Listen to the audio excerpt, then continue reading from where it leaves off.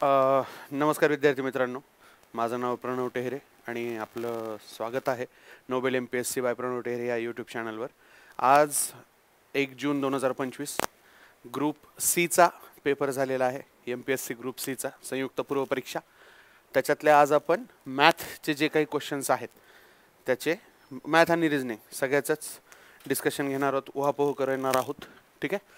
तर मला असं वाटतं की पेपर मॅथचे थोडासा मीडियमपासून ते थोडासा हार्डकडे जाणार आहे. काही प्रश्न आहेत, काही प्रश्न खूप सोपे आहेत, काही प्रश्न खूप सोपे आहेत पण त्याची पोरांना थेरी माहीत नाही की एवढ्या सोप्या पद्धतीनं काढलं जातं.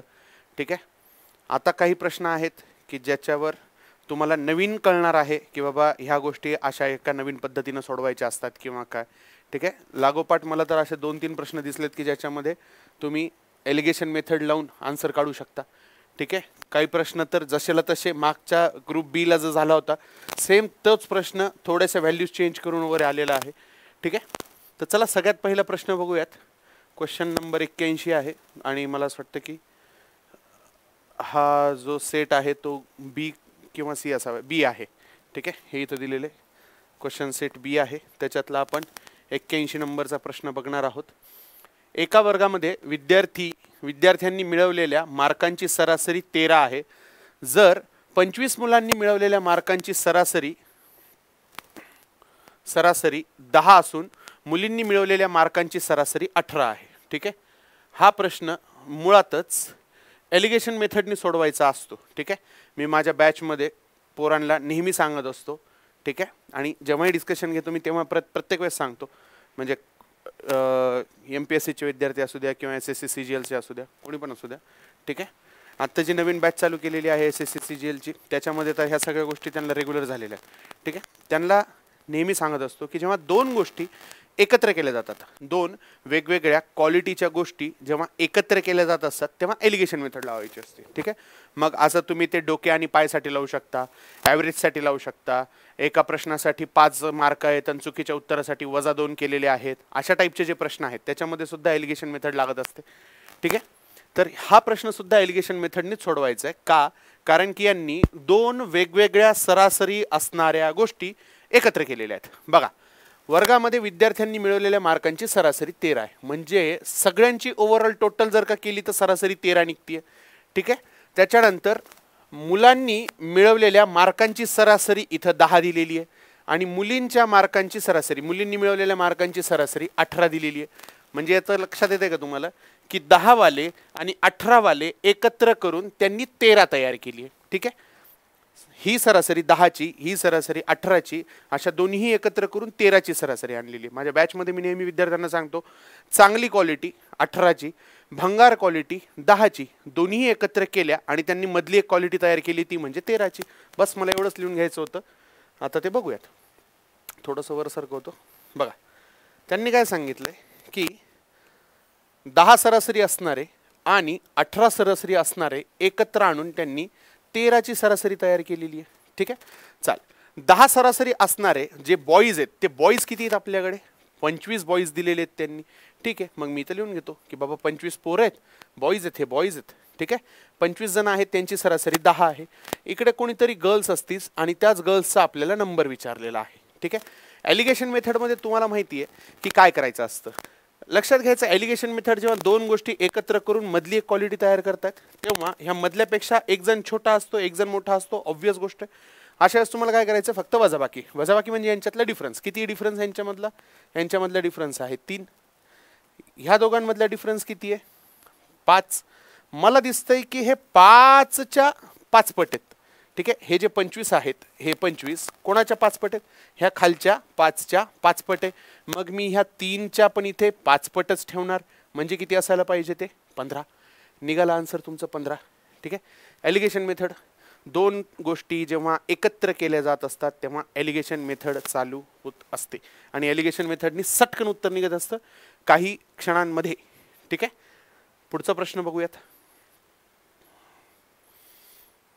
एक रेल्वे गाडी 480 किलोमीटर अंतर एक समान वेगाने धावते. रेल्वे गाडीचा वेग 8 किलोमीटर प्रति तासने कमी केल्यास तेच अंतर पूर्ण जाण्यास तिला 3 तास जास्त वेळ लागतो. तर रेल्वे गाडीचा मूळ वेग किती असं सांगितलेलं आहे. ठीक आहे, मला लिहायला जागा वरच आहे म्हणून मी जरा इथेच लिहितो. हा प्रश्न थोडासा आपण खाली ठेवूयात. ठीक आहे, ओके. आय होप तुमच्याकडे पण तो पेपर असावा तेव्हाच तुम्ही बघताय. ठीक आहे, बघा एक सिंपल गोष्ट सांगा की आधी काहीतरी स्पीड आहे तेव्हा लागणारा काहीतरी टाईम आहे, नंतर स्पीडमध्ये चेंज होऊन काहीतरी दुसरी स्पीड आली आहे तेव्हा टाईम पण काहीतरी वेगळाच लागणार आहे. ठीक आहे, एवढं मला एक गोष्ट कळते. आणि speed into time equals to distance असतं. ठीक आहे, माझ्याकडनं जे कोणी वर्क अँड टाईम शिकलेले आहेत त्यांना माहिती आहे की हा असतो फॉर्मॅट आपला. ठीक आहे, इकडे व्हेलॉसिटी म्हणजे इफिशियन्सी आहे, इकडे टाईम आहे, असू द्यात. ठीक आहे, आता मला सांगितलंय की दोन स्पीडमधला फरक कितीचा आहे, 8चा आहे. आणि दोन टायमांमधला फरक कितीचा आहे, 3चा आहे. आणि पूर्ण टोटल अंतर किती जायचं आहे आपल्याला, तर हे 480 किलोमीटर जायचं आहे. मग मी इथे टोटल वर्क लिहून घेतो ना, 480. ठीक आहे, फॉर्मॅट जर का लक्षात असेल तर तुम्हाला ह्या गोष्टी आरामशीर करता येतात. ठीक आहे, काहीच करायचं नाही तुम्हाला. 8 गुणिले 3 किती होतात, 24. 24ने जर का त्या 480ला भागच दिला तर येतं आन्सर 20. आणि 20चे मला काय पाडायचे आहेत, फॅक्टर्स पाडायचे आहेत. काय पाडायचे आहेत, फॅक्टर्स, ज्यांच्यामध्ये एक अशी त्यांची काय असली पाहिजे, एकचा फरक असला पाहिजे. एकचा फरक. ठीक आहे, 4 आणि 5 एकचा फरक का, तर अनकॉमन फॅक्टर पाहिजे, अनकॉमन असामायिक अवयव पाहिजेत म्हणून 4 आणि 5. बघा आता मला लक्ष द्या की जर का मी 8चा गुणाकार ह्या छोट्या अवयवासोबत केला म्हणजे 8 चोक बरोबर, आपल्याला सुरुवातीला मोठा स्पीड ठेवायचा आहे ना, तर मी मोठ्या अवयवासोबत करतो. 8चा गुणाकार जर का मी 5 सोबत केला तर 8 पंचे 40. 8चा जर का मी गुणाकार 5 सोबत केलाय तर 3चा गुणाकार 4 सोबत करणार म्हणजे आन्सर किती आला इथे, 12. म्हणजे पहिलावाला स्पीड किती आहे, 40. तर पहिलावाला टाइम किती असणार आहे, 12. बघा बरं, 40 गुणिले 12 बरोबर 480 होत आहेत का, होत आहेत. ठीक आहे, मग आता मी जर का 8चा गुणाकार ह्या छोट्या पायासोबत केला म्हणजे किती, 32. तर ह्या 3चा गुणाकार मला मोठ्या पायासोबत करावा लागणार म्हणजे किती, 15. बघा बरं, यांचाही गुणाकार तेवढाच येतोय का. आणि बघा 40 वरनं स्पीड 32 झाली म्हणजे 8नी कमी झाली. लागणारा वेळ हा 12 वरनं 15 लागायला लागला म्हणजे 3नी वाढलाय. म्हणजे आपली कंडिशन सॅटिस्फाय झालेली आहे. ठीक आहे, मग पहिलावाला स्पीड आपल्याला विचारलेला आहे. बघा त्यांनी तेच विचारलेले आहे की गाडीचा, रेल्वे गाडीचा मूळ वेग किती. मूळ वेग माझा सुरुवातीचा होता म्हणजे किती असणार आहे, 40 असणार आहे. ठीक आहे, हेच गणित तुम्ही नॉर्मली पण अशाच पद्धतीने करायचं असतं. ठीक आहे, पुढे एक मिनिट. बघा तुम्ही कुठल्या पद्धतीने सोडवले, कुठल्या पद्धतीने नाही. ठीक आहे, चेक करायचंय, चेक करायचंय की आपण अशाच पद्धतीने केलंय का. ओके, चला पुढचा प्रश्न बघूयात. आय होप तुम्हाला कळालं असेल. आधी काहीतरी स्पीड होती तेव्हा लागणारा टाइम, नंतर स्पीड कमी केली आहे मग तेव्हा लागणारा टाइम हा ऑब्व्हियसली जास्त असायला पाहिजे, ते काय सांगायची गरज नाही आहे. मग मी काय केलं, हे जे दोन फरक होते यांचा गुणाकार केला आणि त्या 480ला भाग दिला तर निघाला आन्सर 20. 20चे असामायिक अवयव पाडले ते झाले 4 आणि 5. ठीक आहे, मग आता जर का हा जो फरक आहे याचा गुणाकार मी मोठ्यासोबत केला तर इकडच्या फरकाचा गुणाकार छोट्यासोबत व्हायला पाहिजे. जर का मी ह्या 8चा फरक इकडच्या छोट्या पायासोबत केला तर 3चा गुणाकार 5 सोबत व्हायला पाहिजे. निघालं मला 40 निघालं, 32 निघालं, 12 निघालं, 15 निघालं. मला मूळ वेग विचारलेला आहे तो आहे 40. ठीक आहे, पुढे. ओके, हा एक प्रश्न तोंडी सोडवायचा होता. तोंडी, तोंडी आणि फक्त तोंडी. ठीक आहे, याला दुसरा काहीच ऑप्शनच नव्हता. ठीक आहे, फक्त तोंडी.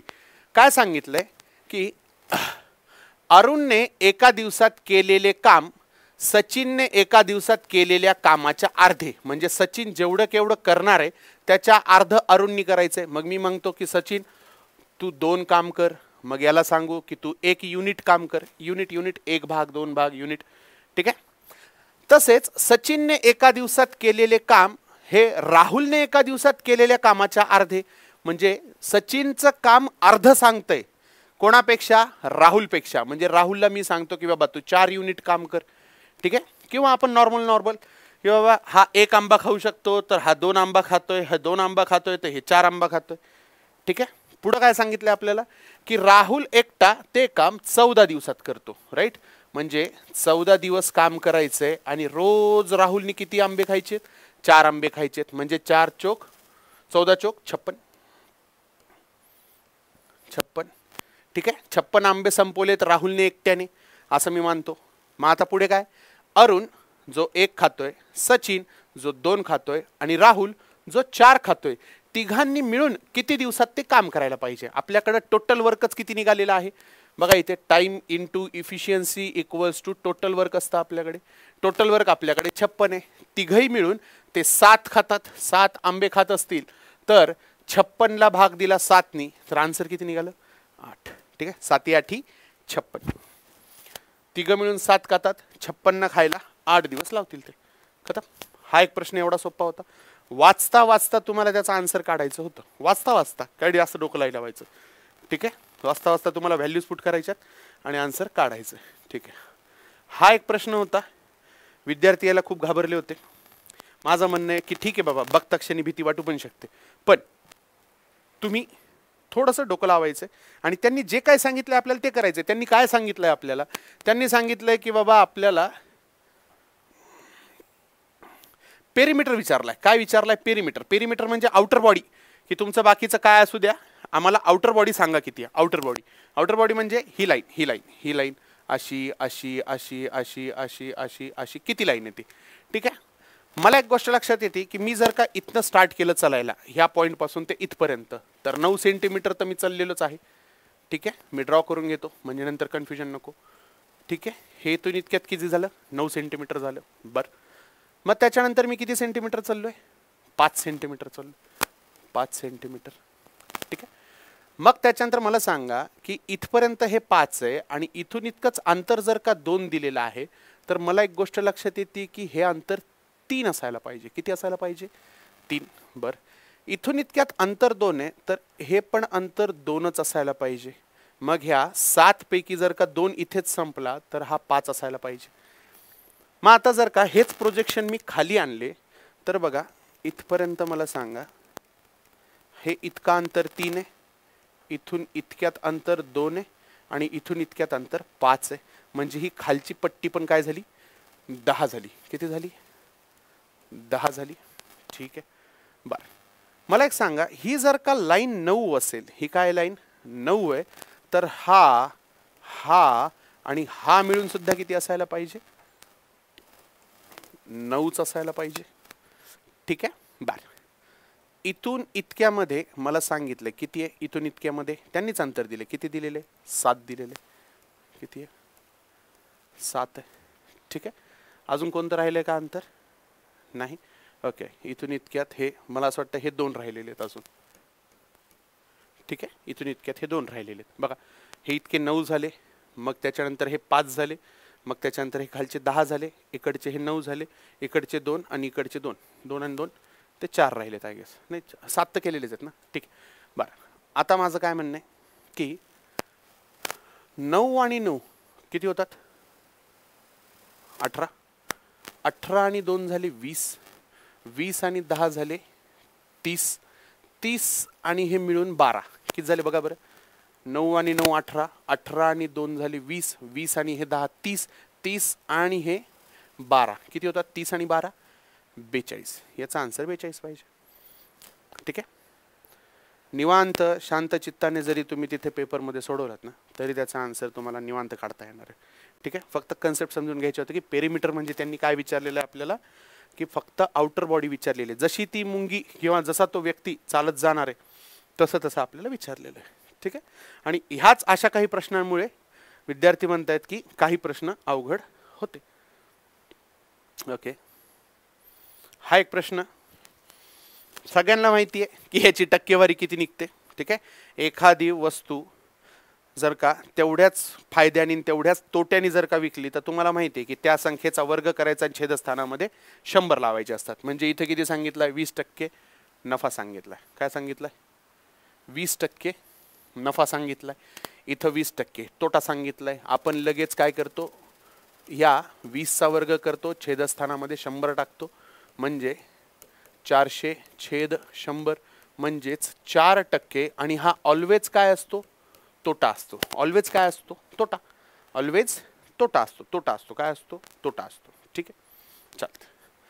मग आता हे ऑलवेज तोटा आहे 4% बरोबर आहे, पण असा ऑप्शन इथं दिलेला नाहीये. मग आता हे नेमकं 4% तोट्याचं करायचं काय. ठीक आहे. 4% तुम्ही तोटा आणलेला आहे, ठीक आहे. त्याचंही सांगतो काय करायचं बघा. पूर्ण व्यवहारावर तोटा किती झालेला आहे? 4% झालेला आहे, ठीक आहे. किती फोन विकले गेलेत? एका दुकानदाराने 2 फोन विकलेत. किती रुपयाला? 36 रुपयाला, राईट. 36 रुपयाला विकलेत ना. 2 पेन किती रुपयाचे झाले? 7,200 रुपयाचे झाले, ठीक आहे. विकल्या गेलेत म्हणजे विकून तेवढे रुपये आलेले. पण मला येताना 100% किंमत आली आहे का? नाही. 4%चा तोटा झालाय म्हणजे मला किंमत आलेली आहे फक्त किती टक्के? 96% किंमत आलेली आहे. किती रुपयाला विकून? 7,200ला विकून माझ्याकडे फक्त 96% रक्कम आहे. आणि मला कळते की 96 आणि 72 24ने भाग जाणार आहे. 24ने जर का भाग दिला तर इथं आलं 4% आणि 24ने जर का भाग दिला याला तर आलं 300 रुपये. आणि मला हेच काढायचं होतं 4% तोटा. 4% तोटा म्हणजे किती रुपये? 300 रुपये. झालं 300 रुपयाचा तोटा. सिंपल आहे, ठीक आहे. किंवा आता काही जणांना बेसिकने जायचं असेल तर बेसिकने पण नेऊन देतो, वेळ लागेल बघून घ्या, ठीक आहे. बघा 2 कंडिशन आहेत. आता त्यांनी 3600 रुपयाला विकला तर त्याला किती रुपये नफा झालेला आहे? 120 रुपये. बघा 3600ला विकल्यामुळे त्याला 20%चा नफा झालेला आहे. म्हणजे 3600 त्याच्यासाठी 120च्या प्रमाणे आहेत. तर 100 म्हणजे किती? मला लक्षात येतं की बाबा मी 20ने भाग देऊ शकतो. 6 येतील इथे, इथे 5. 6ने भाग दिला याला तर 600, ठीक आहे. 600 गुणिले 5 3000, राईट. म्हणजे पहिल्या कंडिशनमध्ये त्या मोबाईलची ॲक्च्युली किंमत किती रुपये होती? फक्त 3000 रुपये होती. मी इथं लिहून घेतो 3000. हे बेसिक वाईज चालू आहे बरं का. नाहीतर तुम्ही म्हणताल हे अशा पद्धतीने आन्सर काढायचं असतं का? बिलकुल नाही. आन्सर काढायचं जे काय काढलं ते आपण काढून घेतलं, ठीक आहे. हे तुम्हाला बेसिक. दुसरी कंडिशन काय की बाबा दुसऱ्यांदा जेव्हा मी हा 3600ला विकलाय तेव्हा मला 20% तोटा झालाय. किती टक्के तोटा? 20% तोटा. म्हणजे 80 रुपयालाच तो गेलेला आहे, 80%ला तो गेलेला आहे. म्हणजे 80%ची किंमत किती आहे? 3600. तर 100% म्हणजे किती? काढून घेतला आपण इथेच, ठीक आहे. याला भाग दिला 4, याला भाग दिला 5, 4ने भाग दिला 36ला आलं 9 म्हणजे 900. आणि 900 गुणिले 5 म्हणजे किती? 4500. म्हणजे दुसऱ्या मोबाईलची किंमत किती होती? 4500. दोन्ही मोबाईल खरेदी कितीला केलेत भाऊनी? 7500. पण आपण जेव्हा बघितलं की 2 मोबाईल 3600ला विकलेत म्हणजे ॲक्च्युली त्याला 7200 रुपये भेटलेलेत. म्हणजे किती रुपये कमी भेटलेलेत? 300 रुपये कमी भेटलेलेत, है ना. 7500 मध्ये 2 मोबाईल विकत घेतलेत आणि 7200ला विकलेत म्हणजे 300 रुपये कमी आलेलेत. 300 रुपये तोटा झालाय त्याचा. झालं. हे दोन्ही कंडिशनमध्ये काढून त्याचा आन्सर 300. एवढं करण्यापेक्षा मला असं वाटतं की डायरेक्ट तुम्ही जी टक्केवारी काढली होती ती टक्केवारीवरनंच तुमचा आन्सर 300 तोटा. एकतर तुम्हाला माहिती आहे की अशा वेळेस नफा होतच नाही, त्याच्यामुळे हे आन्सर कोणी द्यायलाच नव्हते पाहिजे. राहिली गोष्ट तोट्याची, ठीक आहे. 4% तोटा म्हणजे 400 असं नाही येते तिथे. चलो आगे. हा एक प्रश्न विद्यार्थ्यांनी सॉल्व केला नाही केला मला नाही माहिती, पण माझ्या विद्यार्थ्यांनी 100% सॉल्व केला आणि तो एलिगेशन मेथडनीच केलेला आहे, ठीक आहे. एलिगेशन मेथड इथे सुद्धा लागते. आता लिहायला थोडीशी जागा नाही पण ठीक आहे, मी तुम्हाला समजून सांगतो एलिगेशन मेथड इथे कशी कामात येते. बघा परत एकदा, एलिगेशन मेथड कुठं सांगितली मी तुम्हाला? जेव्हा 2 गोष्टी काय होत असतात? एकत्र येत असतात, ठीक आहे. 2 गोष्टी जेव्हा एकत्र येत असतात तेव्हा आपण एलिगेशन मेथड लावत असतो. कुठली मेथड लावत असतो? एलिगेशन मेथड, ठीक आहे. मग आता मला सांगा की इथे कोणत्या 2 गोष्टी एकत्र येतात बरं? 40% विद्यार्थ्यांना शिष्यवृत्ती आहे आणि मुलांना सांगितलंय, इंग्लिशमध्ये बघितलं तर बॉईज दिलेलं आहे, ठीक आहे.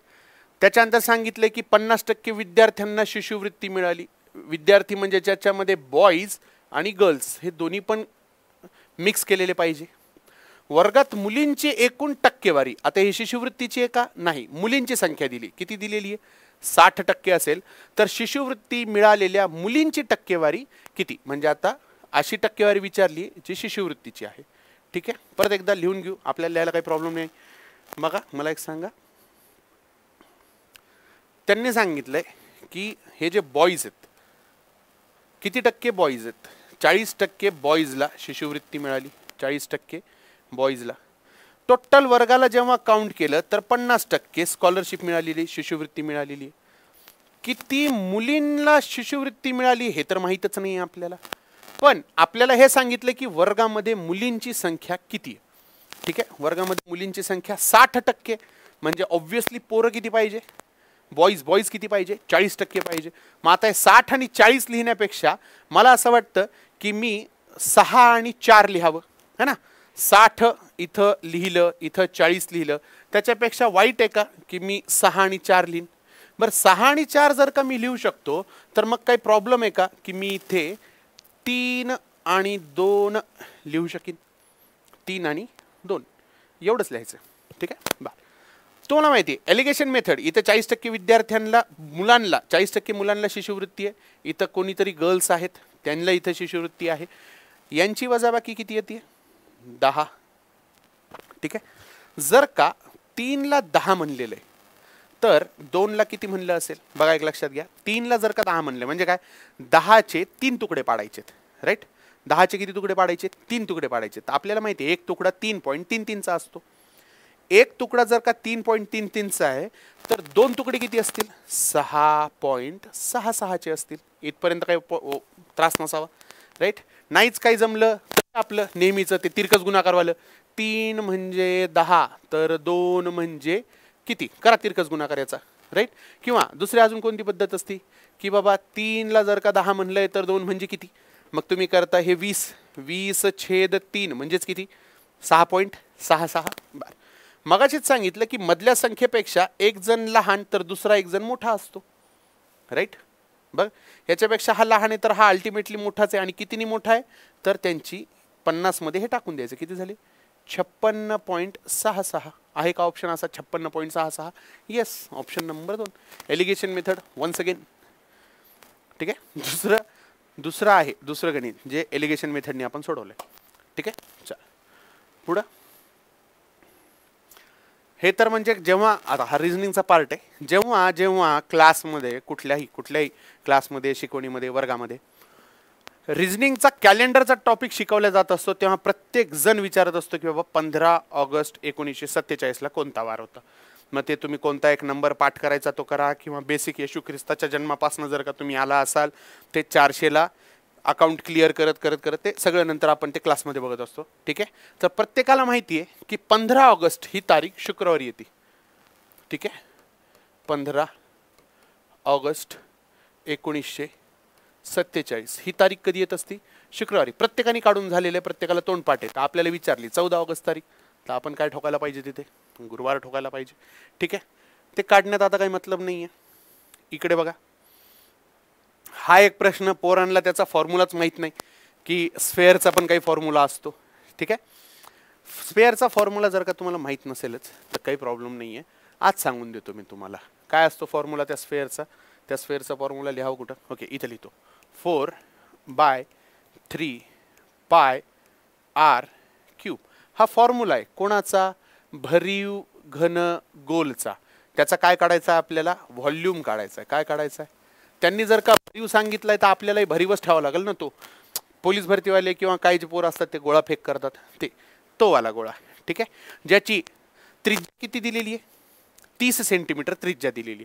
मग आपल्याला तुम्हाला इथं 30 करायचं आहे, फक्त इथं 30 काय करायचं आहे, पुट करायचं. ठीक आहे, लिहून घेऊयात आपण. काय करू की बाबा इथे 4/3 गुणिले पाय, मला जशाल तसाच ठेवायचा, त्या पायचं काहीच करायचं नाही मला. पाय जशाल तसा ठेवायचा, तो नंतर कट होत राहील आणि होत पण असतो तो. ठीक आहे, बघा 30चा घन म्हणजे 30 गुणिले 30 गुणिले 30, हे सिंपल झालं. ठीक आहे, आता तुम्ही काय करणार, ह्या 3नी ह्या 30ला कट करून किती लिहिणार, 10 लिहिणार. 30 गुणिले 30 किती झाले, 900. 900 गुणिले हे 4 किती झाले, 3600. 3600 वर अजून एक शून्य लागला म्हणजे किती, 36,000, राईट. ओके, 3 शून्य लागलेत, बरोबर आहे. 3 3 9 9 36,000 पाय. ठीक आहे, बरं.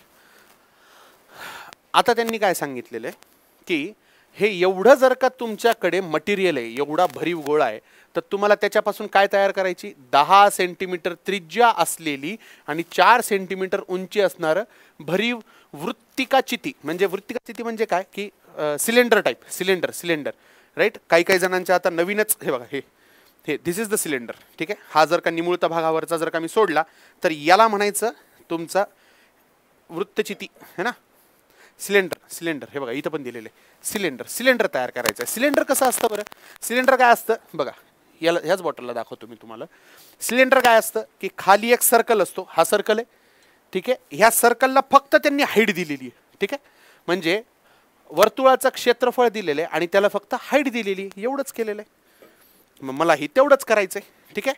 बघा काय त्याची त्रिज्या काय 10 सेंटीमीटर म्हणजे किती पाय गुणिले 10 गुणिले 10 आणि त्याची उंची किती दिलेली आपल्याला 4 सेंटीमीटर, ठीक आहे. मग तुम्हाला काय लक्षात येतं इथं 4 गुणिले 100 म्हणजे 400, किती 400 पाय, किती पाय 400 पाय, लिहून घेऊन याच्या खालीच 400 पाय, आलं की नाही, ठीक आहे. पाय काय झाला कटला. कोणी पायनं जर का ते 3.14 आणि 22/7 हे जर का कोणी करत असेल तर मग तिथंच गणलं ते. कारण की 22/7 करायला तुम्हाला असं एखादं सेंटीमीटर द्यावं लागेल ना जे 7नी कटणार आहे, आणि 7नी 30 कटत नाहीत, त्याच्यामुळे त्या पायची कुठलीच व्हॅल्यू घ्यायची नव्हती तुम्हाला, ठीक आहे. हे 2 शून्य इकडचे 2 शून्य कटले, 4नी ह्या 360ला भाग दिला तर आन्सर किती आलं तुमचं 90, खतम. एवढंच बनणार होतं त्याच्यामध्ये. सिंपल आहे, खूप सिंपल होता प्रश्न, खूप सिंपल, ठीक आहे. ओके, हा प्रश्न मला असं वाटतं की मी आत्ताच ह्याच ग्रुप बीच्या आधी ज्या काही टेस्ट सिरीज आल्या होत्या खूप मोठ्या क्लासच्या ज्या काय असतील, ठीक आहे, तर त्यांच्यापैकी कोणाच्या तरी एकामध्ये टेस्ट सिरीजमध्ये हा प्रश्न बघितला, ठीक आहे. आणि मी नाव घेऊन सांगू शकतो, एक तर ती रयतच असावी कन्फर्म, रयत प्रबोधिनी उमेश कुदळे सरांची कन्फर्म, त्याच्यामध्येच कुठल्या ना कुठल्या तरी एका टेस्टमध्ये हा प्रश्न पाहिला, एक तर रयत असावी किंवा स्टेपअप असावी, ठीक आहे. त्यांच्यामध्ये अशा टाईपचा प्रश्न दिलेला होता त्यांनी, नसेल तर मग मी खूप सारे टेस्ट सिरीज पाहिलेले आहेत त्याच्यामुळे मी कन्फ्युजन पण होऊ शकतं, पण या दोनपैकी एक असावी कुठल्या तरी एका टेस्टमध्ये विचारलेलं आहे. एक तर हे असावेत किंवा मग डेक्कन रयत असावी किंवा विदर्भ आयस असावी, डेक्कन रयत नाही, हे विदर्भ आयस किंवा ज्ञानदीप, असं हे 4 पैकी कोणाच्या तरी एका याच्यामध्ये अशा टाईपचा एक प्रश्न होता आणि तो तुम्हाला पायथागोरसवर विचारलेला होता, ठीक आहे. ह्या प्रश्न वाचेपर्यंत पोरांना नेमकं कळच ना की याच्यात नेमकं काढायचं काय, ठीक आहे. बघा एक तर सिंपल मुद्दा आहे की वाऱ्यामुळे 21 मीटर उंच वृक्ष त्याच्या बुंद्यापासून x मीटर अंतरावरून अशा प्रकारे तुटतो की त्याचे टोक जमिनीसोबत झाडापासून इतक्या मीटर अंतरावर आहेत, 7 वर्गमुळात 3, ओके, ठीक आहे, असा आहे. मग तुम्ही इमॅजिन करा की बाबा एक झाड आहे, ठीक आहे, ज्याची उंची किती आहे इथपासून ते इथपर्यंत 21 मीटर आहे आणि मी पकडतोय की इथे एक पॉइंट आहे, कोणता एक्स नावाचा एक्स इथपासून ते इथपर्यंतचा अंतर एक्स आहे. इथून ते झाड तुटलं आणि हा जो वरचा भाग आहे ना तो असा खाली पडला, ठीक आहे. वरचा भाग जो आहे हा तुटून असा कसा पडला खाली पडला, तर त्या झाडापासून त्या जमिनीपर्यंत जे त्याचं टोक टिकलेलं आहे तिथपर्यंत त्याचं अंतर आहे 7 वर्गमुळात 3. आता कुठल्याही शहाण्या माणसानं सांगा की हा पायथागोरसचा प्रमेय आहे की नाही, पायथागोरसचा सिद्धांत विचारलेला पायथागोरसचं हे गणित आहे, ठीक आहे. पायथागोरसच्या गणितामध्ये जर का तुम्हाला माहिती इथं 7 आहे, याचा वर्ग करायचा आहे, याचा पण वर्ग करायचा आहे, त्या दोघांची बेरीज म्हणजे कर्ण आहे की नाही. पायथागोरस म्हणजे काय, 2 बाजूंचा वर्ग अधिक एका बाजूचा वर्ग अधिक दुसऱ्या बाजूचा वर्ग म्हणजे कर्ण होत असतो, ठीक आहे. बरं, या दोघांच्या याच्यामध्ये मला एक गोष्ट इथं 7 दिसते तर व्हाय नॉट मी इथं 7 आन्सर ठोकायला पाहिजे, सोडवायची पण गरज नाही आहे, पण चला ठीक आहे सोडून बघूया, ठीक आहे. तुम्हाला असं वाटेल मास्तर तुक्का काही हनते, बघूयात. बघा काय सांगितलं आता मी, एका बाजूचा वर्ग अधिक दुसऱ्या बाजूचा वर्ग म्हणजे काय एक्सचा स्क्वेअर अधिक 7 आणि वर्गमुळात 3 आहे, याचा अर्थ मला लिहायचं आहे 49 × 3. 7चा वर्ग करायचा असतो आणि त्या वर्गमुळात 3चं जे वर्गमूळचं चिन्ह आहे ते निघून जात असतं. ह्या दोघांची बेरीज केली तर मला काय दिसतंय की बाबा हा जो बुंधा आहे तो 21 मीटरपैकी x मीटर इकडंच राहून गेलं, म्हणजे माझं काय म्हणणं आहे की 21 - x असायला पाहिजे की नाही ही लांबी. ह्या पूर्ण 21 मधला x इथंच थांबलाय तर वरच तुटलेले, आता तुम्ही म्हणताल की सर तुम्ही कधीच एक्स घेत नाही आणि आज इथे एक्स का घेतला, घ्यावा लागला कारण की प्रश्नामध्ये त्यांनी सांगितलेलं आहे म्हणून. नाहीतर तुम्हाला माहिती आहे की आपण एक्सच्या आठवणीत रमत नाही, एक्स आपण कधीच घेत नाही आणि घ्यायला पण नाही पाहिजे. ठीक आहे, मग आता मला सांगा 21 मायनस एक्स स्क्वेअर. ठीक आहे, हा मे बी दिसत नसेल तुम्हाला.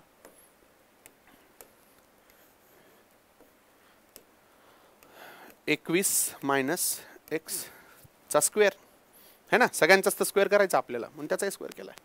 21 चा स्क्वेअर तोंडपाठ असेल काही जणांना 441 मायनस 21 गुणिले एक्स 21 एक्स आणि त्याची दुप्पट म्हणजे किती 42 एक्स आणि ह्या मायनस एक्सचा स्क्वेअर म्हणजे किती प्लस एक्स स्क्वेअर. ठीक आहे, बरं इथे तुम्हाला दिसतंय की हा एक्स स्क्वेअर आहे, मग 49 इंटू 3 म्हणजे 147 आहे. मग त्याच्यानंतर इकडे 124 हे काय 441 minus 42 x plus x square. दोन्हीकडचा एक्स स्क्वेअर आणि एक्स स्क्वेअर कट होऊन जाईल दोन्हीकडचा. एक मिनिट इथं दिसत नसेल तुम्हाला ना, मी खाली लिहितो. ठीक आहे, टेन्शन नको याला तुम्हाला.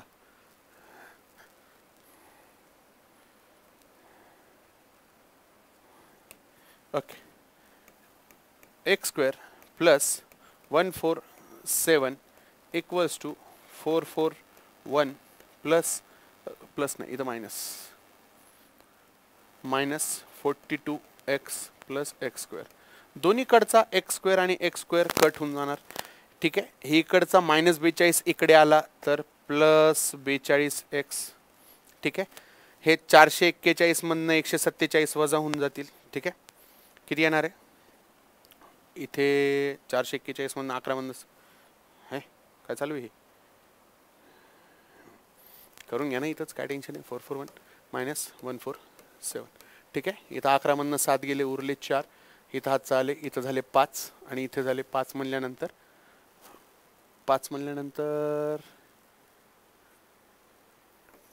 29 आय गेस. ठीक आहे, 29च होतात का. हां ठीक आहे, तेवढेच करून घ्या आपण, काही टेन्शन नाही. ठीक आहे, 30चा बघा चालतं. आता मला सांगा हा इथे 294 असेल, जे काय असेल ते असेल. ठीक आहे, मला युनिट प्लेसचीच घेणे देणे, मी आन्सर प्रत्येकाला सांगत असतो युनिट प्लेसवरनंच काढायचं असते. ठीक आहे, मला एक सांगा आता इथं एक्स राहणार आहे. ठीक आहे, 294 आहे आणि छेदस्थानामध्ये कोण दिसतोय तुम्हाला 42 दिसतोय राईट. मला एक सांगा ह्या 42नी तुम्हाला 294ला भाग जाणार म्हणजे ह्या दोन्ही ह्या 4ला भाग द्यायला पाहिजे. दोन्ही जर का 4ला भाग दिला तर एक तर आन्सर तुमचं 2च यायला पाहिजे किंवा 7 यायला पाहिजे. ठीक आहे, बघून घ्या 7नीच जात आहे का भाग. ठीक आहे, अख्ख्याच्या अख्ख्याला जर का भाग दिला तर आन्सर किती येणार आहे 7च येणार आहे आणि तुमचा ऑप्शन होता का इथे 7 मीटर. येस, ठीक आहे, म्हणजे फॉर एक्झाम्पल एकक स्थानी जर का असं असेल 24 आहे आणि भाग देणारा जर का 2 आहे तर आन्सर तुमचं काय येणार आहे 12 येणार, म्हणजे एकक स्थानी 2 असणार आहे. किंवा हा जर का 14 असेल आणि जर का तुम्ही दोन्ही भाग देताय तर आन्सर किती येत आहे तुमचं 7 येणार आहे, म्हणजे एकक स्थानी 7. असंच वाटत असेल तर 34 पण घ्या, 34 भागिले 2 जर का केलं तर आन्सर काय येतं 17. एकक स्थानी कोण आहे, एकतर 7 यायला पाहिजे नाही तर 2 यायला पाहिजे. आहे का ऑप्शन 2चा एवढ्या याच्यामध्ये नाही, 7चा ऑप्शन आहे का, ठोकायचा असतो मग. ठीक आहे, आता सर एवढा वेळ तिथे आहे का करायला किंवा काय किंवा नाही, तर बेटा तुम्ही बाकीचे जे काही टॉपिक आहेत ना ते फास्ट सोडवायला पाहिजे. असे प्रश्न एखाद दुसरा तरी देणारच आहेत तुम्हाला, प्रत्येक एक्झामला देणार आहे. जसं ग्रुप बीच्या पेपरमध्ये ते ट्रेनमधनं उतरले का बसमधनं उतरले, एवढे चढले तेवढे उतरले, हा एक प्रश्न होताच ना. प्रत्येक वेळेस तुम्हाला एखादा प्रश्न असा दिलाच जाणार आहे. ठीक आहे, हा प्रश्न थोडासा तुम्हाला मे बी ब्लर दिसत असेल. ठीक आहे, तुमच्याकडे क्वेश्चन पेपर असेल तर तुम्ही त्याच्यावर चेक करा. काय सांगितलेलं आहे, एका शिक्षकाचं उत्पन्न आणि खर्च यांचं गुणोत्तर 11:9 आहे. उत्पन्न दिलंय 11, खर्च दिलाय 9 राईट. म्हणजे भाऊ बचत कितीची करायला लागलेत, भाऊची बचत आहे 2, बचत कितीची आहे 2ची आहे बचत. ठीक आहे, त्याने वार्षिक 36,000 रुपयांची बचत केली, वर्षाला 36,000 बचत केली. पण पगार तर प्रत्येक व्यक्तीचा आपण महिन्याचाच पकडूया. तर मी विचार करतोय की जर का वर्षभरामध्ये 12 महिन्यांमध्ये भाऊनं 36,000 वाचवलेत तर एका महिन्यामध्ये कन्फर्म आहे की त्याने 3,000 वाचवलेले असतील. किती हजार 3,000 वाचवलेले असतील. ठीक आहे, तर विचारलंय आपल्याला की त्याचं मासिक उत्पन्न किती. बघा 2ला जर का 3,000 म्हणलेलं आहे तर हे कन्फर्म आहे की त्यांनी एकासाठी किती म्हणलेलं असणार आहे 1,500 म्हणलेलं असणार आहे. 1 म्हणजे 1,500 तर 11 म्हणजे किती, म्हणजे दोन्हीही साईडनी तुम्हाला ह्या 1च्या 11 पट आहे तर याच्या सुद्धा किती पट घ्यायची 11 पट घ्यायची. ठीक आहे 11 पट 15 नाही 11 पट घ्यायची. किती पट घ्यायची 11 पट घ्यायची. 11 गुणिले 15 म्हणल्यानंतर अशी काहीतरी संख्या येताना दिसते का तुम्हाला 165. किती संख्या येत असती 165. ठोकायचं असतं आन्सर. 165 वर 2 शून्य खतम. 165 वर 00 दिले तिथे आन्सर. मासिक उत्पन्न किती आहे मासिक उत्पन्न भाऊचं 16,500 असायला पाहिजे. ठीक आहे पुढे. ओके हा परत एक रिझनिंगचा प्रश्न आहे. ठीक आहे सोपा आहे त्यातल्या त्यात खूप सोपा आहे. ठीक आहे तेच जे काही आन्सर दिलेलं आहे ह्या भाऊंनी जे केलेलं आहे तेच बरोबर आहे. बघा कसं मला एक सांगा असं जर का लिहिलं असेल की T U V W x Y आणि झेड असे उलटे लिहिलेत मी. काही प्रॉब्लेम आहे का. आणि उलटे लिहिलेत उलटे हाताने पण लिहिलेत. ठीक आहे चला वाय किती नंबरला आहे बरं. हे जर का उलटी मार्किंग झाली यांची 1 2 3 4 5 6 राईट 7 पण यांचं तर काही घेणं देणं पण नाही आपल्याला. चला वाय किती नंबरला आहे 2 नंबरला आहे तर ह्या 2चा वर्ग इथे 4 दिसतोय का तुम्हाला. मग व्ही किती नंबरला आहे 5 नंबरला आहे तर त्याचाही वर्गच असायला पाहिजे इथे. खतम संपला विषय. आणि जर का ऑप्शन सगळे स्क्वेअरवालेच आहेत तर तुम्हाला स्क्वेअरच विचारलेलं आहे त्यांनी म्हणून 25 असायला पाहिजे त्याचा आन्सर. ठीक आहे ओके. ह्या एका प्रश्नानं मे बी सगळ्यांची झोप उडालेली असणार आहे. ठीक आहे पण ही देणगी आहे आपल्या रामानुजन यांची आहे. ठीक आहे जे गणितातले खूप मोठे तज्ज्ञ होऊन गेलेले आहेत भारतामध्ये. रामानुजन त्यांच्या मला असं वाटतं त्यांच्या बड्डेचं त्यांनी इयरचं वगैरे हे असं केलेलं आहे. ठीक आहे 22 डिसेंबर आय गेस त्यांचा बड्डे आहे तर त्याच्यानुसार आहे ते. याला मॅजिक स्क्वेअर असं नाव आहे. काय नाव आहे याला मॅजिक स्क्वेअर असं नाव आहे. ठीक आहे मॅजिक स्क्वेअर ही जबरदस्त संकल्पना आहे. ठीक आहे माझ्या MSCच्या फायनल इयरला असताना हे असं काहीतरी आम्ही मॅजिक स्क्वेअरचं बघितलं होतं आणि त्याच्यानुसार आम्ही तयार केलं होतं. मग ते ऑड नंबर्सचे वेगळे असतात मॅजिक स्क्वेअर इवन नंबरचे वेगळे असतात. ऑड नंबरचे म्हणजे तो असा असा जर का असेल ना म्हणजे बिलकुल अभ्यासाचा पार्ट नाही तुमच्या पण आता विषय निघाला तर जाणून घ्या. हा 1 2 3 हा 3/3चा म्हणजे ऑडवाला आहे. हा 4/4चा आहे. ठीक आहे 4/4चा 3/3चा वेगळा असतो 4/4चा. मग 3/3चे जसे आहेत तसे मग 5/5 7/7 9/9 असे असतात. ठीक आहे याच्यामध्ये एक पॅटर्न लक्षात घ्या की नेमकं होतं काय. ठीक आहे ए इथं दिलेला आहे तर मला सांगा बी इथं दिलाय त्याच्या बाजूला सी दिलाय आणि एकदम कोपऱ्यामध्ये डी दिलेला आहे का. ठीक आहे पॅटर्न तुम्हाला लक्षात आलाय का. ए इकडे एका कोपऱ्यामध्ये इथे बी सी असे दिलेले आहेत आणि डी इकडे दिलेलं आहे. ठीक आहे त्याच्यानंतर डी इथे तर ई इथे इथे म्हणल्यानंतर अल्टिमेटली इकडेच कोण पाहिजे एफ पाहिजे त्याच्या बाजूला जी पाहिजे. ठीक आहे जी नंतर इकडे याचे इकडे आय म्हणजे इथं कोण पाहिजे जे आणि इथे के. बरं इकडून नंतर आलोय परत आपण इकडे एल वर एल नंतर एम एन ओ पी. ठीक आहे हे मॅजिक स्क्वेअर नावाची संकल्पना आहे. काय ते गुगल सर्चवर करून घ्या. ठीक आहे हे आता आमच्या MSCला झालेलं आहे त्याच्यामुळे मला उत्तर याचं माहिती. ठीक आहे असावं. परत आयोग काय देते ते आयोगाच्या मनात काहीच सांगता येत नाही. ठीक आहे आयोग गौताळा जळगावमध्ये पण म्हणता येईल ते नॅशनल पार्क पण म्हणताय. ठीक आहे चालतं चलो आगे. रिंकूच्या घड्याळात सकाळचे 9 वाजले आहेत. जर तास काटा पश्चिमेकडे असेल तर मिनिट काटा त्यावेळी कोणत्या दिशेला असेल. एक तर 9 वाजता हा असणारे मिनिट काटा हा असणारे तास काटा. तास काटा कुठल्या साईडला सांगितलंय त्यांनी पश्चिमेला सांगितलेलं आहे. आपण जेव्हा युजली नकाशा पण बघतो अरे हो ना इथे 12 असतं इथे 3 असतं इथे 6 असतं आणि इकडे 9 असतं. तर 9 वर पाहिजे तास काटा मिनिट काटा 12 वर पाहिजे राईट. आणि जर का त्यांनी सांगितलंय तास काटा पश्चिमेकडे तास काटा जर का पश्चिमेकडे असेल तर वरची दिशा ही कोणती असणार आहे उत्तरच असणार आहे. का कारण की जेव्हा पण आपण मॅप पाहतो तेव्हा NEWS न्यूज असंच म्हणतो ना NEWS राईट. मग इकडे जर का पूर्व असेल तर वरच्या साईडला कोण पाहिजे उत्तर पाहिजे. तर आन्सर तुमचं उत्तर उत्तर आहे. ठीक आहे उत्तरच दिशा पाहिजे नॉर्थ. ओके याच्यात मरणाचं कन्फ्युजन पोरांना की नेमकं काय द्यायचं आन्सर. एका वर्गात N हा 5व्या क्रमांकावर आहे S हा शेवटून 8व्या क्रमांकावर आहे. जर T हा N नंतर 6वा आणि एन आणि एसच्या मध्यभागी असेल तर वर्गात किती विद्यार्थी आहेत. ठीक आहे, मला स्टार्टिंग इकडनं करायची. इकडनं मला सांगा एन कितव्या नंबरवर आहे, 5व्या नंबरवर आहे. याचा अर्थ काय की इकडे विद्यार्थी किती आहेत, इकडे विद्यार्थी 4 आहेत.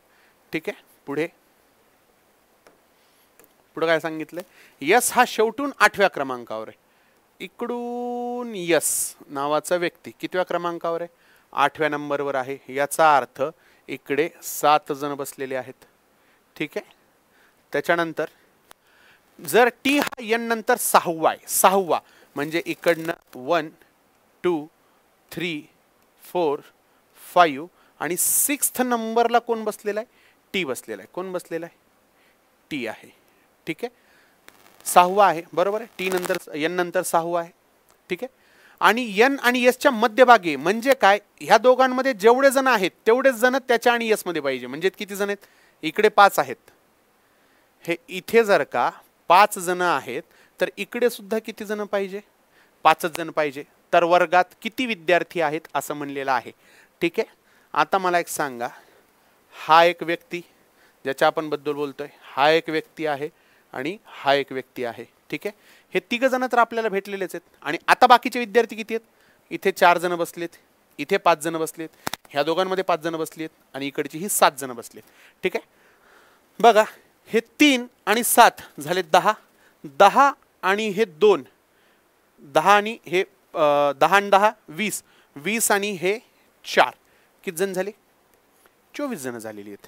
ठीक आहे, काही जणांना असं वाटते 23 आहे, काही जणांना 25 आहे, नाही 24 जण झालेत. असेच मोजायचे असतात आणि अशीच आपण मोजलेली आहेत. ठीक आहे, पुढे हा प्रश्न लास्ट टाइम पण आलेला आहे, सेम प्रश्न आहे, काहीच त्याच्यामध्ये वेगळं नाही आहे, फक्त लॉजिक समजून घ्यायचं आपल्याला काय. ठीक आहे, मागच्या 2 फेब्रुवारीच्या पेपरला पण तेव्हा पण ते डिस्कशन जे घेतलं होतं त्याच्यामध्ये आहे त्याचा आन्सर.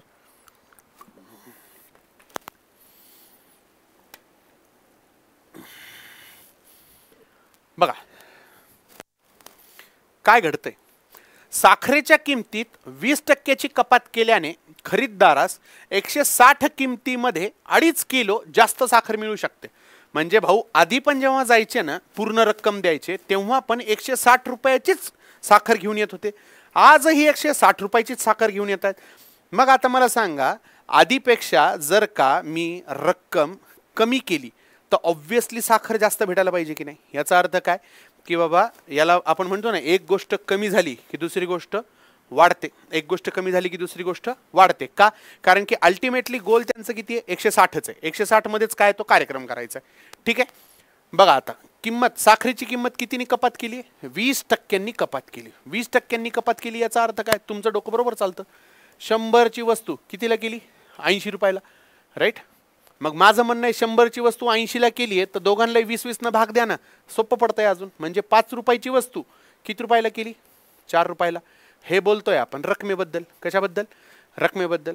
आणि एक गोष्ट कमी केली आणि दुसरी गोष्ट वाढली तर हे इन्व्हर्सली प्रोपोर्शनल असते. कसं असते, इन्व्हर्सली प्रोपोर्शनल. ठीक आहे, फॉर एक्झाम्पल इथून पुण्याला, संभाजीनगरला आहे सध्या मी, संभाजीनगरहून पुण्याला जायचं आहे मला. जर का स्पीड माझा 80चा असेल तर मला 240 किलोमीटर जायला 3 तास लागणार आहे. जर का स्पीड 80वरनं मी जर का कमी केला, 60वर आणला तर माझे 3 तासाच्या ऐवजी मला 4 तास लागणार आहेत. म्हणजे एक गोष्ट कमी जर का केली तर अल्टिमेटली दुसरी गोष्ट काय होणार आहे, वाढणार आहे. अशा वेळेस आपण काय म्हणतो, इन्व्हर्सली प्रोपोर्शनल म्हणतो. काय म्हणतो, इन्व्हर्सली प्रोपोर्शनल. मग जर का रुपयांमध्ये 20% कमती झालेली आहे, म्हणजे 5ची वस्तू 4ला झाली आहे, मग केजी मध्ये काय होणार आहे, 4च्या ऐवजी मला 5 भेटणार आहे. किती भेटणार आहे, 4च्या ऐवजी 5 भेटणार. हे असं उलटच चालत असतं. ठीक आहे, त्यात लोडच घ्यायचा नाही. म्हणजे काय, 4च्या ऐवजी 5 भेटते. कितीने जास्त भेटतंय रे, 1 युनिट जास्त भेटायला लागले. किती जास्त भेटायला लागले, 1 युनिट, 1 थैली, 1 पोतं, 1 बॉक्स, हे जास्त भेटतोय. पण माझ्याकडे ती 1 थैली किती किलोची, 2.5 किलोची जास्त आहे ना, जास्त. 1ला किती म्हणलेलं आहे, 2.5. 1ला जर का 2.5 तर 4ला किती म्हणायला पाहिजे त्यांनी, 10 म्हणायला पाहिजे. 1ला जर का 2.5 तर 4ला किती, 10. राईट. म्हणजे आधी ते 10 किलो साखर आणत होते, किती रुपयामध्ये, 160 रुपयामध्ये.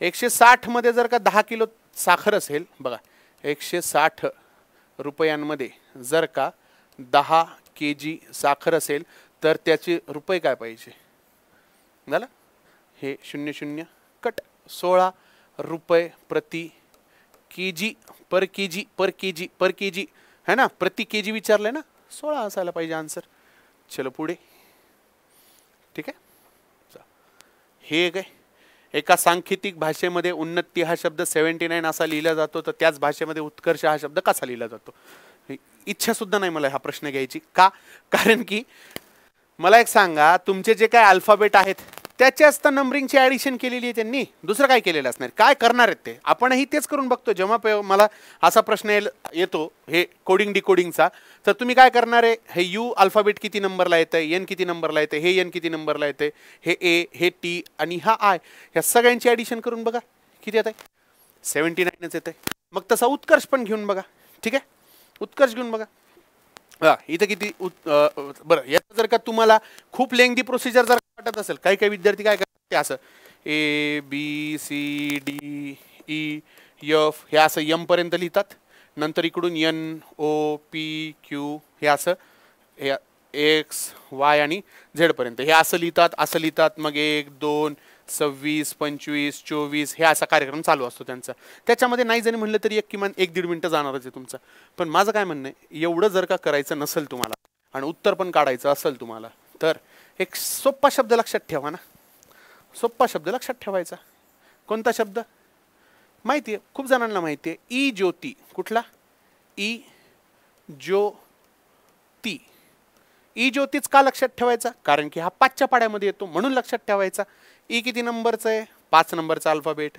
जे 10 नंबरचं ओ 15 नंबरचं टी 20 नंबरचं वाय 25 नंबरचं झालं आता तर करताल तुम्ही एवढं जर का असेल तर काही प्रॉब्लेम आहे का नाही बघा बरं टी जर का 20 नंबरचा आहे तर O P Q R S T आणि हा यू आला किती नंबरला टी नंतर यू आला 21 नंबरला एन किती नंबरचा आहे 14 हा एन 14 ए किती नंबरला येतो ए येतो आपल्याकडे 1 नंबरला टी किती नंबरला आहे बघा बरं टी 20 नंबरला आहे ठीक आहे मग हा जर का 20 तर आय किती नंबरला असणार आहे ठीक आहे जी एच आय जे असंच म्हणतो ना जी एच आय जे जे जर का 10 नंबरला आहे तर हा भाऊ किती पाहिजे आय 9 नंबरला पाहिजे करा बरं यांची ॲडिशन किती येते 79 मग मला सांगा आता उत्कर्ष मोजायचं आहे मला कोण मोजायचं आहे उत्कर्ष मोजायचं आहे तर काय असायला पाहिजे एकदा यू म्हणल्यानंतर किती 21 टी म्हणल्यानंतर किती 20 के किती नंबरला येणार आहे के 8 नंबरला बघा बरं जी एच आय जे के आय आय नंतर जे नंतर जी एच आय जे के के के के के के 8 नंबरला नाही 11 नंबरला येणार आहे किती नंबरला 11 नंबरला ए 1 नंबरला आर एस टी टी जर का 20 नंबरला आहे तर आर एस टीच मोजतो ना म्हणजे आर किती नंबरला पाहिजे 18 नंबरला O P Q R S S S म्हणजे हा इथं 19 नंबरला आणि आर एस टी आणि एच किती नंबरला असेल जी एच आय 8 नंबर का त्यांची बेरीज करून बघा किती येणार आहे ठीक आहे बघा बरं हा इकडचा 1 आणि 1 झाले किती 2 राईट एकक स्थानी 2 झाले त्याच्यानंतर सॉरी हा 1 आणि 1 2 2 आणि हा 8 0 इथं 0 झाले यांची बेरीज त्याच्यानंतर 1 आणि 9 यांची पण बेरीज इथं 0 झालेली आहे ठीक आहे मग एकक स्थानी उरतो कोण आहे 8 उरतोय 8 जर का उरतोय तर एकक स्थानी कोण असायला पाहिजे तोच 98 तेवढाच एक नंबर आहे ठीक आहे हे नॉर्मल असते हां तुम्हाला बेरीज करायची असेल तर करून बघा काही प्रॉब्लेम नाही तुमचा वेळ तुमचा टाइमपास चल द्या निवांत ओके हा एक प्रश्न सोपा आहे भरपूर जणांना उत्तर याचं आलेलं असणार आहे ठीक आहे तरी पण आपण बघूया की काय चालू आहे बघा काय सांगितलं त्यांनी की मासिक उत्पन्न किती आहे त्याचं इतकं आहे राईट किती आहे 46,800 रुपये आहे कपड्यांपेक्षा अन्नधान्यावरील खर्च किती कपड्यांवर खर्च किती व्हायला लागलाय? कपड्यांवर खर्च किती व्हायला लागलाय? 76. अन्नधान्यांवर किती खर्च व्हायला लागलाय? 144. म्हणजे कितीचा फरक आहे रे? कितीचा फरक आहे ह्या दोघांमध्ये? 68चा फरक आहे. कितीचा फरक आहे? 68चा फरक आहे. मग मला एक सांगा, 68 डिग्री ना, राईट? हे सगळं मिळून किती असतंय? 360 डिग्री. 360 डिग्री हा कंप्लीट त्याचा पगार आहे, म्हणजे ते मासिक उत्पन्न 360 डिग्री. पण मला किती डिग्री बद्दल काढायचं? फक्त 68 डिग्री बद्दल काढायचं आहे. कोणत्या डिग्री बद्दल? 68 डिग्री बद्दल काढायचं आहे. ठीक आहे. हा इकडचा 0 इकडचा 0 गेला. त्याच्यानंतर 4ने जर का भाग दिला तर इथं येतंय 9, इथं येतंय 17. ठीक आहे. 17.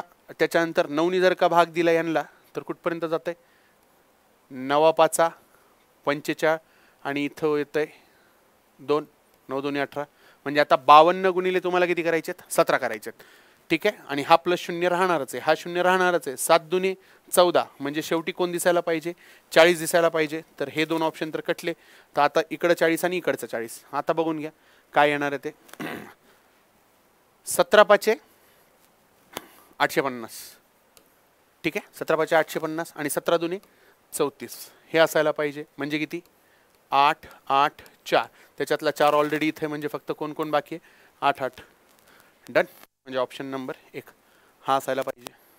ठीक आहे. चलो आगे. ओके. हे ब्लड रिलेशनवरचा एक आलेलं असणार आहे तुम्हाला.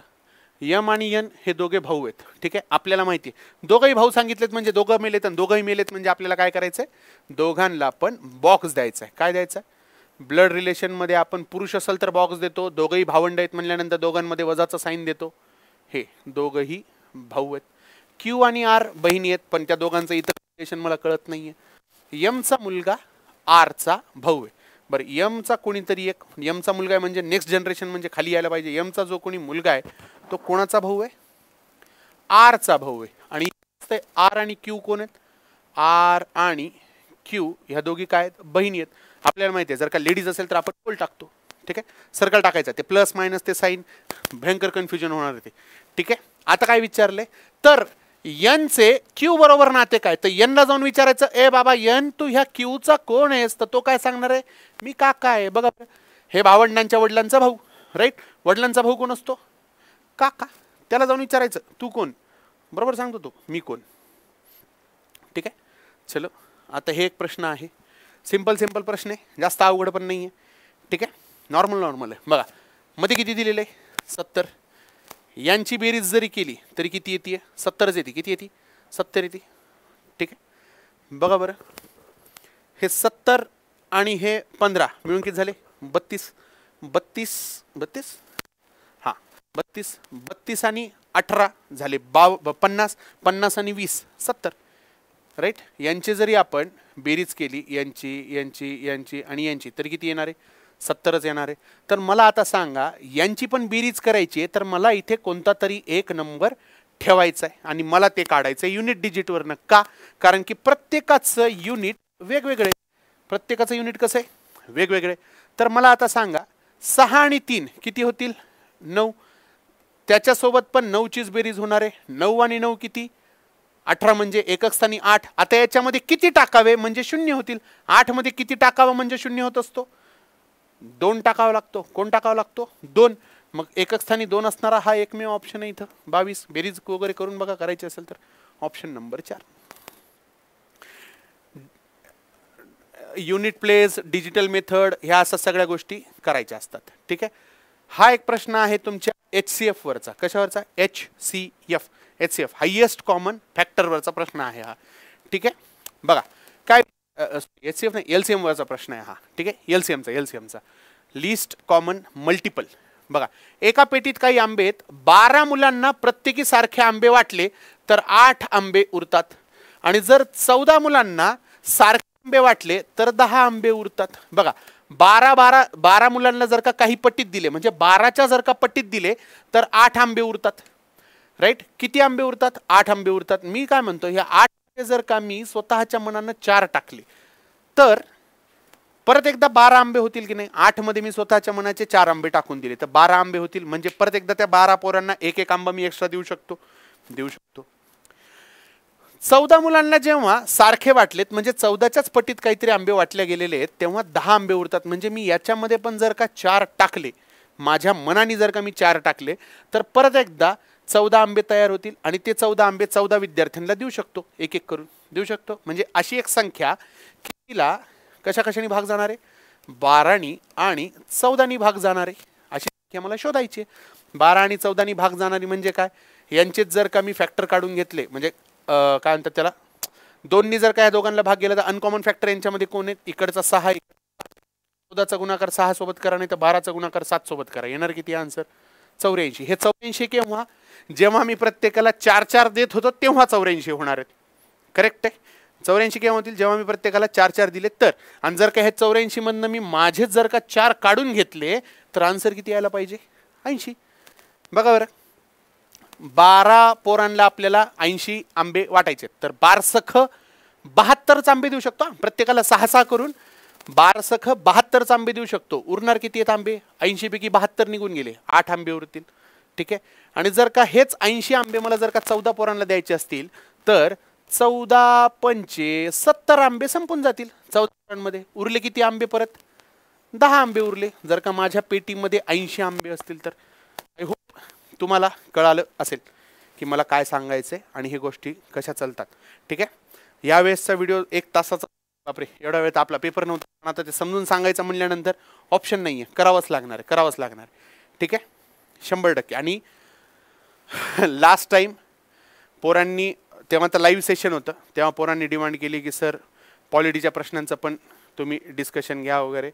तर हे बघा, पॉलिटीचे प्रश्न एवढे सोपे होते ह्या पेपरमध्ये की त्या प्रश्नांचं विश्लेषण घेणं म्हणजे ते आबरूचं खोबरं करून घेण्यासारखं आहे.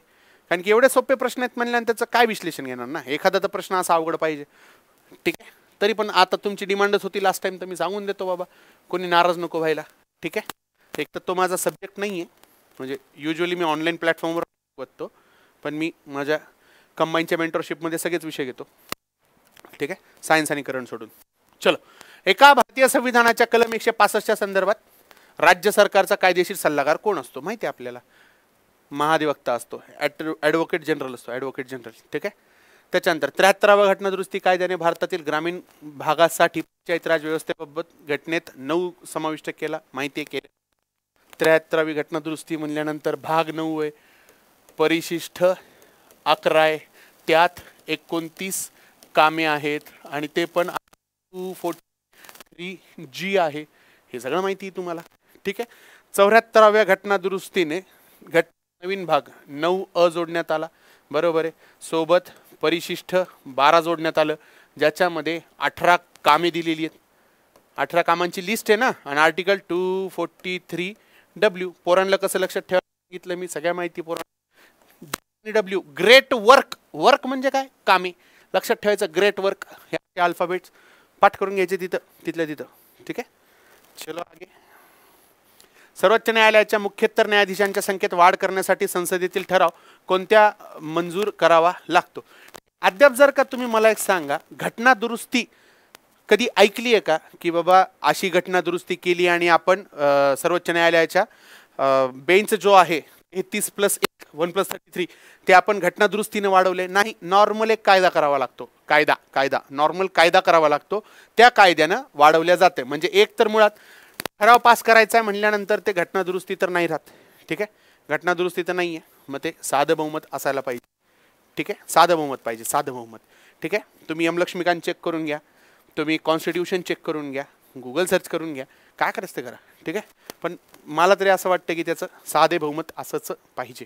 ठीक आहे. मला कन्फर्म नाही माहिती, पण अद्यापपर्यंत वाचण्यात कुठं नाही म्हणून मी साधे बहुमत सांगतोय तुम्हाला. ठीक आहे.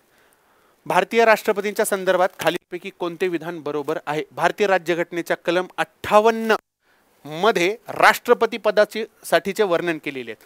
आता जे बरोबर माझ्यासोबत बॅचला शिकलेले आहेत त्यांना माहिती आहे, म्हणजे माझ्याकडनं शिकलेले. ठीक आहे. मी राज्यपालासाठी एक लाईन सांगत असतो, टर्म पात्रता अटी ओथ. लक्षात ठेवायचं काय, टर्म पात्रता अटी ओथ कोणासाठी, राज्यपालासाठी. राज्यपालासाठी. हे कोणाबद्दल चालू आहे, गव्हर्नर बद्दल चालू आहे. ठीक आहे. काय सांगितलंय, टर्म पात्रता, पात्रता म्हणजे काय, क्वालिफिकेशन. टर्म मराठीत सांगतो, पात्रता, अटी आणि ओथ, ठीक आहे. याच्यासाठी नेहमी आर्टिकल आपल्याकडे आहे 156 आणि गव्हर्नरला जर का 56 आहे तर प्रेसीला सुद्धा 56च आहे, राईट. इकडे 156 आहे, याला फक्त 56 आहे. 56 हे माहिती आहे. आणि 57 मध्ये काय सांगितलेली आहे? पुनर्नियुक्ती. प्रेसिडेंटचा तोंडपाठ आहे. काय सांगितलेली आहे? पुनर्नियुक्ती. 57 मध्ये पुनर्नियुक्ती कितीही वेळा, इन्फिनिटी टाइम शक्य आहे. मग त्याच्यानंतर बरोबर हेच 58, 59, 60 मध्ये ओथ असती, 61 मध्ये इम्पिचमेंट असती. इम्पिचमेंट झाले, ठीक आहे. टर्म, पात्रता, अटी, ओथ कोणासाठी? गव्हर्नरसाठी. तसंच इकडे रेप्लिकेट करायचं. कोण जर का मध्ये एखादा ॲड होत असेल तर ॲड टाकून द्यायचं, काही टेन्शन नाही, ठीक आहे. हा जर का पुनर्नियुक्तीसाठी आहे तर बरोबर अटी आणि पात्रता. पात्रता आपल्याला भेटून गेलेली. राष्ट्रपतींना राज्यघटनेचं उल्लंघन केले तर त्यांना महाभियोगाद्वारे पदावरून दूर टाकता येते. हे एकमेव कारण दिलेलं आहे आपल्याला, ठीक आहे. चालतंय पुढे. भारतीय राज्यघटनेचे जनक डॉक्टर बाबासाहेब आंबेडकर यांनी कोणत्या कलमाला भारतीय घटनेचं हृदय आणि आत्मा सांगितलेले? मला एक सांगा, आर्टिकल सध्या आहे का? जर का ह्या एवढा मोठा जर का आत्मा असता तर आपण याला काढलं असतं का? नाही. तुमच्या सिलेबसचे पार्ट आहेत का हे 33 आणि 34? आणि सगळ्यात मोठं आहे घटनात्मक उपाययोजना, है ना. ते हेबियस कॉर्पस, मॅन्डामस, सर्च्युररी, प्रोहिबिशन आणि कोवॉरंटो, हे असे सगळे. आर्टिकल 32. भारतीय संविधानाच्या कोणत्या कलमात विधानसभेची तरतूद आहे? विधानसभेची तरतूद आहे. आता ठीक आहे, आपण माहिती आहे विधानसभेचं 169 मध्ये सांगितलेलं आहे व्हीपी म्हणजे विधान परिषद पाहिजे की नाही? पाहिजे की नाही हे कुठं सांगितलेलं आहे? 169. पाहिजे की नाही? मग पाहिजे असेल तर कसं?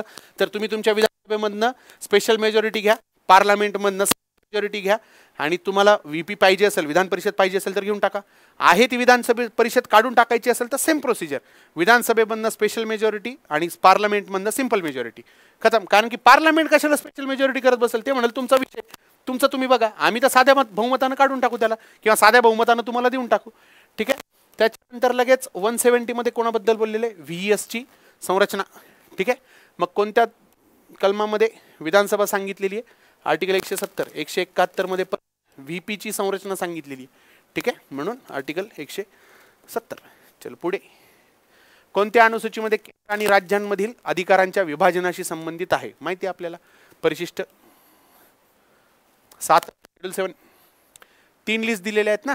कुठली कुठली आहे लिस्ट? कोणत्या कोणत्या आहेत? एक सेंटरची आहे, दुसरी स्टेटची आहे आणि एक कॉन्करंट आहे. कॉन्करंट समवर्ती है ना. तर ह्या दोन कुठून आलेल्या आहेत? 1935च्या कायद्याने आलेल्या आहेत. कॉन्करंट लिस्ट आपण कोणाकडनं घेतलेली आहे? ऑस्ट्रेलियाकडनं घेतली. आणि मी माझ्या विद्यार्थ्यांना नेहमी सांगत असतो, ऑस्ट्रेलियाकडनं ज्या काही गोष्टी घेतल्यात ना त्या 2-2च्या स्वरूपात घेतल्यात. कशा कशा? 2-2च्या. समवर्ती सूची म्हणजे काय? केंद्र आणि राज्य दोघेही जण कायदा करणार आहेत. त्याच्याकडनं ऑस्ट्रेलियाकडनं अजून कुठली गोष्ट घेतली आपण? जॉईंट सिटिंग घेतलेली. Joint sitting. जॉईंट सिटिंगमध्ये पण 2 जण बसतात. कोण? एलएस आणि आरएस. याच्याकडनं आपण काय घेतलेले? ट्रेड व्यापार आणि काय? वाणिज्य, ट्रेड अँड कॉमर्स. तर ट्रेड काय एका माणसाचा होत असतो का? एक माणूस देणार आहे, दुसरा माणूस घेणार आहे, म्हणजे प्रत्येक 2 जण आले. असं एक बालिश लॉजिक ऑस्ट्रेलियाकडनं 2-2 जणांच्या गोष्टी घेतलेल्या आहेत आपण. हे प्रत्येक वेळेस मी बॅचमध्ये सांगत असतो. चलो. भारतीय संविधानाच्या खालीलपैकी कोणत्या कलमाद्वारे पंचायतींमध्ये महिलांना आरक्षण? एक तर सगळ्यात पहिले लक्षात घ्यायचं, पंचायतीमध्ये जर का आरक्षण असेल तर आरक्षण डायरेक्ट सांगायचं. डायरेक्ट आरक्षण आहे. कसं आहे? डायरेक्ट आरक्षण. असं का सांगायचं? कारण की तिथं अल्फाबेट मला कोण पाहिजे असतो? डी पाहिजे असतो, ठीक आहे. डायरेक्ट आरक्षण सांगायचं नाहीये, पण सांगायचं डायरेक्ट आरक्षण. डायरेक्ट डी, ठीक आहे. 243 डी. भारतीय घटनेच्या संघराज्य वैशिष्ट्यांमध्ये खालीलपैकी कशाचा समावेश होत नाही? एक तर लक्षात घ्यायचं, जर का संघराज्य असं जर का विचारलेलं आहे म्हणजे इंग्लिशमध्ये फेडरल सांगितलेलं असणार आहे. कसं सांगितलेलं आहे? फॉलोइंग फेडरल फीचर्स म्हणजे काय? तर अशा गोष्टी ज्याच्यानी राज्याला अधिकार दिलेत किंवा राज्यांचे अधिकार वाढवलेत, ठीक आहे. राज्यांना अधिकार दिलेत किंवा राज्यांचे अधिकार वाढवलेले आहेत, ठीक आहे. ऑब्व्हियसली केंद्रापेक्षा जास्त नाही, पण राज्यांना अधिकार दिलेत, ठीक आहे. मला एक सांगा, जर का अखिल भारतीय सेवा आहे, नावातच अखिल भारतीय म्हणजे ऑल इंडिया सर्व्हिसेस आहे, मग तिथं राज्यांना अधिकार असणार आहेत का? बिलकुल नाही. म्हणजे हे कोणतं फीचर असणार आहे? युनिटरी फीचर असणार आहे. एकात्मिक काय? एकात्मिक वैशिष्ट्य आहे ते. ठीक आहे. एकेरी न्यायव्यवस्था, एकेरी म्हणजे परत एकदा सुप्रीम कोर्टवरच आहे जे काही आहे लोड. मग सुप्रीम कोर्टकडे म्हणजे परत कसं पाहिजे, युनिटरी पाहिजे. ठीक आहे. एकेरी किंवा एकात्मिक. ठीक आहे. त्याच्यानंतर स्वतंत्र न्यायव्यवस्था. यस, स्वतंत्र न्यायव्यवस्था म्हणजे काय, मी पोरांना नॉर्मल लक्षात ठेवायला सांगतो, भले तसं नाही आहे ते. म्हणजे सुप्रीम कोर्ट आणि हायकोर्ट आहे की नाही वेगवेगळे स्वतंत्र आहेत ना, लक्षात ठेवायचं. कसं आहे ते की फेडरल फीचर, राज्यांना अधिकार दिलेत. अधिकारांची विभागणी हो घटनेत सांगितलेलं आहे की तुमच्या स्टेटला सुद्धा काय असतील, अधिकार असतील. ठीक आहे. स्टेटला पण काय असतील, अधिकार असतील. अधिकारांची विभागणी दिलेली आहे. म्हणजे सी आणि डी दोघही जण पाहिजेत, पण विचारलेलं काय, कशाचा समावेश होत नाही. फेडरलमध्ये समावेश होत नाही म्हणजे ते युनिटरी पाहिजे. युनिटरी कोण कोण निघालेत, 1 आणि 2. ठीक आहे. पुढे भारतीय घटनेच्या कलम 243E म्हणजे कार्यकाळा, हे 243E आणि तिकडं ते शहरी पंचायतीमध्ये यू. ठीक आहे. यांचा अर्थ कार्यकाळ असा होतो. प्रत्येक ग्रामपंचायत त्यावेळी अंमलात असलेल्या कोणत्याही कायद्यान्वये ती पूर्वीच विसर्जित झाली नसेल तर कुठपासून 5 वर्षांपर्यंत पकडायचे. ठीक आहे. तिच्या निवडणुकीनंतरच्या पहिल्या बैठकीकरता निश्चित केलेल्या दिनांकापासून, त्या बैठकीपासून. ठीक आहे. पहिल्या बैठकीपासून 5 वर्ष मोजायचे. सगळ्यांनाच माहिती याचा आन्सर. चलो बघा, एखादा तरी प्रश्न जसा लास्ट टाइम होता ते भाषा समितीबद्दलचा, की एक त्यांनी उत्तर भारतातला एक दक्षिण भारतातला अशी भाषा समिती विचारली होती, जे कधी आपल्या सिलेबसचा पार्ट पण नव्हता. हा एक प्रश्न तसाच आहे की तो तुमच्या सिलेबसचा पार्ट नाही. पण आयोग प्रत्येक वेळेस एक गोष्ट पॅटर्न फॉलो करतो, एक गोष्ट फॉलो करतो. जर का त्यानं सिलेबसच्या बाहेरचा प्रश्न विचारलाय तर तो काही ना काहीतरी तुम्हाला क्ल्यू, हिंट असा देत असतो की जेणेकरून तुम्ही तुमच्या उत्तरापर्यंत पोहोचले पाहिजे. ठीक आहे. मला एक सांगा, इथं फक्त नुसतं बँकिंग सांगितलं, इथं शिक्षण सांगितलं, इथं पर्यावरण सांगितलंय, तसं इथं नुसतं मेडिकल सांगितलं असतं तरी चाललं असतं ना. ठीक आहे. नुसतं मेडिकल सांगितलं असतं तरी चाललं असतं, पण त्यांनी मेडिकलच्या समोर एक्स्ट्राची माहिती काय सांगितलेली आहे, केअर, मेडिकल केअर. मेडिकल सांगू शकला असतं आपल्याला, सांगायचं जर का असतं तर. ठीक आहे. पण तसं नाहीये. त्यांनी काय केलंय, हिंट दिलेली आहे की मला ओळखा, मीच ते उत्तर आहे. ठीक आहे. असं असेल. परत एकदा आयोगाचं सांगता येत नाही. ते पुढे, खालील व्यक्तींपैकी कोण कॅबिनेट मिशनचे सदस्य नव्हते. तोंडपाठ झालेलं आहे लोकांना की हे वूड नावाचा व्यक्ती तर तिथं ऑब्व्हियसली नसायला पाहिजे. ठीक आहे. वूड आपण फक्त एका ठिकाणी ऐकलाय, तो चार्ल्स वूड है ना, वूडचा खलिता. ठीक. कोणत्या घटनादुरुस्ती कायद्याने एकच व्यक्तीची 2 किंवा अधिक राज्यांसाठी राज्यपाल म्हणून नियुक्ती करण्याची तरतूद केली, तर ती आहे 7वी घटनादुरुस्ती. ठीक आहे. मी नेहमी पोरांना सांगत असतो की 7वी घटनादुरुस्ती म्हणजे काय, लक्षात ठेवायचं. 7वी घटनादुरुस्ती 1956 म्हणजे काय, स्टेट रिऑर्गनायझेशन. स्टेट रिऑर्गनायझेशन म्हणजे राज्यांची पुनर्रचना केलेली आहे. मग अशा पुनर्रचनेमध्ये एकाच दोन राज्यांसाठी एका व्यक्तीची होऊ शकते ना राज्यपाल म्हणून नियुक्ती, म्हणून ती तेव्हाच करून घेतली त्यांनी. ठीक आहे. ह्याच 7वी घटना दुरुस्ती जेव्हा 1956 मध्ये झाली तेव्हा त्यांनी वॉटर डिस्प्यूट काढून घेतले, कारण की नदीला कुठं कळतंय कोणतं राज्य कुठं संपतंय, कुठं चालू होतंय, नदी तिची वाहतीये. म्हणून स्टेट जेव्हा रिऑर्गनाइज करण्यात आले तेव्हाच त्यांनी जललवाद सुद्धा, तेव्हाचाच कायदा ना, नदी मंडळे कायदा, जललवाद कायदा 1956, तो त्याचसाठी, कारण की तेव्हा आपण काय केले होते, स्टेट रिऑर्गनाइज केले होते. ठीक आहे. आगे ओके, हे तर सांगायची काही गरजच नाही. ठीक आहे. 14, 15, 16, 17 म्हणजे काय असणार आहे, अस्पृश्यता. ठीक आहे.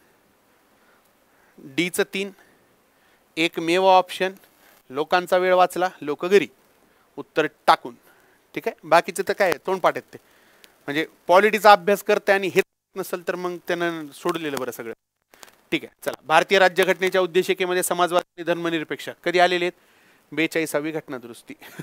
सगळं माहिती आहे तुम्हाला. ठीक आहे. काय समाजवादी, धर्मनिरपेक्ष आणि एकात्मता, इंटिग्रिटी असे हे शब्द टाकलेले आहेत. ठीक आहे. आणि बाकी मग हे सायन्स चालू झालेले, म्हणजे पॉलिटिचे असे काही लय भारी प्रश्न नव्हते, नॉर्मलच प्रश्न होते. ठीक आहे. आय होप तुम्हाला गोष्टी कळाल्या असतील आणि मॅथची चांगली तयारी करा. आय होप तुम्ही आज जो पेपर दिलाय तो तुम्ही पास करताल आणि ग्रुप सीच्या मेन्सला तुम्ही असता. ठीक आहे. ग्रुप बीच्या मेन्सवाल्यांनी पण चांगली तयारी ठेवा. 29 जून म्हणजे प्रॉपर आता फक्त तुमचे 29 दिवस राहिले, त्यातल्या त्यात आज 1 जूनचा दिवस गेला म्हणजे आता 28 दिवस राहिले, 4 आठवडे फक्त. ठीक आहे. चांगला अभ्यास करा आणि तुमचे काही डाऊट्स वगैरे असतील तर कमेंट सेक्शनमध्ये टाका, मी तुम्हाला जसा शक्य होईल तसा रिप्लाय देईन. ठीक आहे, चला भेटूयात. जय हिंद, जय महाराष्ट्र.